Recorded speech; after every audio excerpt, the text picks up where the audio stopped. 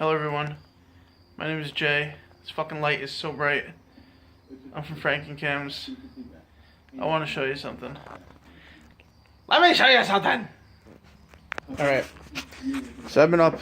I didn't go to bed yet. I started this cage. Well, it started from scratch. The cage was in pieces. I had to make all the branches, drill it, cut it, glue it, yada yada yada yada yada. So, for all you momos out there who just start out with chameleons, I would like to take this opportunity to show you something, man. You see, right here on this little chameleon cage gives you a good idea about what you're supposed to do as far as requirements for giving ample space to get out of lighting. This is just a skeleton structure. It's not completed yet. So any of you homosexuals like Trevor or Alex or anybody else that'll chime in and be like, "Oh my god, where's all the foliage? Where's all the branches? It's the barren cages. There's nothing in there. What's it supposed to climb on?" The cage is not done yet. Nor is near done. I'm just giving an example of something. When somebody says to you your chameleon has to have a spot to get out of the UVB and a spot to get out of the heat, the concept behind what I do here is this. As you can see, when they're by themselves, these things look like this. Basically like a checkered board. Or a tic-tac-toe board. Whatever, okay? So now, the UVB light, this is about, right here, here, it's about 7 to 8 inches. Maybe a little more, maybe 9. I don't know, okay?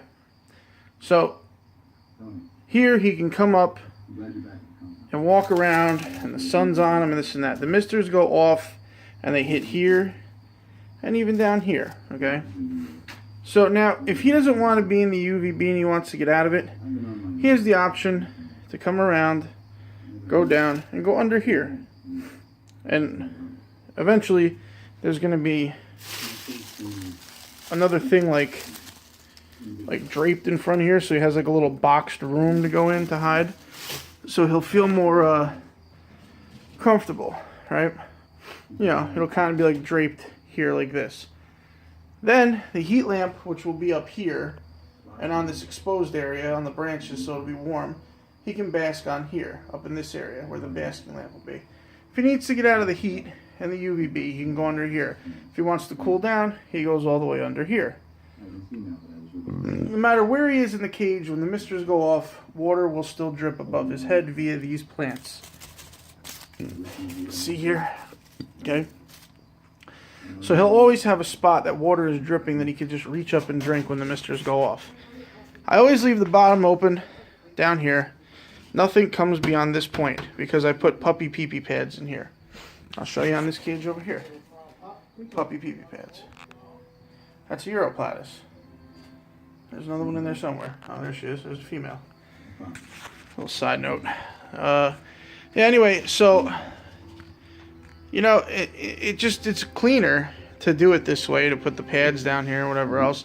Unscented, unattractant. But just to give you a good idea, that's the principles behind giving your chameleon a spot to hide away from UVB and away from heat if he doesn't want to be in it. This is just a good example of how to set that up. You could put all kinds of different vines and bullshit and zoom in, you know, shits, branches, bendable branches. Usually I just make little ladders to go up each level. Ladders are probably better. You know, they got more space to climb on, depending on what you're putting in there, what you're doing. And, you know, I mean, I got my own way of setting things up with the misting and the lights and everything else like that. I am my own designer of things, so I kind of, you know, do whatever. But I hope this gives you all a baseline idea of what it means to say, make sure your animal has a spot to get out of the UVB and to get away from the heat if it wants it. I'm putting in a subadult nosy bee in this cage. And that's all I really have to say about it. If anybody has any stupid shit to say, I'm going to disable comments anyway, because I don't want to hear your opinions, because I really don't care. If you do actually have something important, insightful, and useful to say, you could always email me about it. And I hope this was informative, and I hope you enjoyed it. I also want to point something out. The difference between myself and a lot of people I don't really like making a lot of videos and showing things. A, because I don't like some jabron, you know, stealing an idea and then saying it was theirs, and then I have to throw a brick at them. But a lot of people who toot their own horns on the chameleon pages, they're doing it out of vanity, you know. I'm not doing this out of vanity. I'm doing this out of the love for the animals, and I want to see these animals live successfully, and I want to see new keepers understand that this is a basis of an idea. This is not how it should always be done. You can do it, you know, you can come up with ideas, invent new things, do new things, create new things.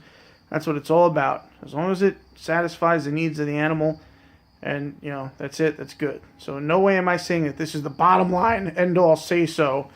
All right, this is not the 10%. Oh, shit, I'm sorry, that's a whole nother topic. I meant this is not the cage design of all chameleons, but it's a good skeletal structure to start with.